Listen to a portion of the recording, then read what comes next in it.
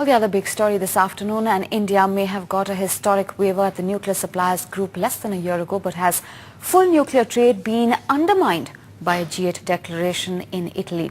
Indian officials are closely studying the text, which effectively bans the sale of ENR or enrichment and reprocessing technology to India unless we sign the NPT.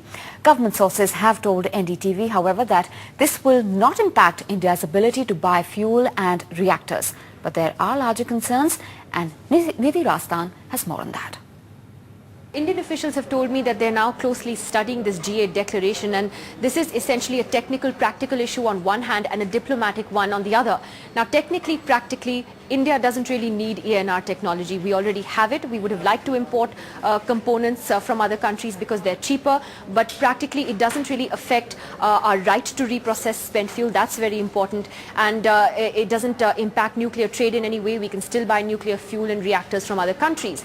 Now, is this G8 declaration binding? That's the other big question. Again, two views on that within the government.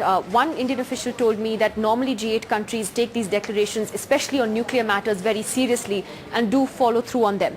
But another Indian official says that India isn't really bound by what the G8 has said, but rather by what the nuclear suppliers group does, because we got that waiver last year in September in Vienna from the NSG, from the nuclear suppliers group. So we come under the ambit of the NSG and not, and we don't have to go by what the G8 does, and therefore we shouldn't really be too worried by what has happened.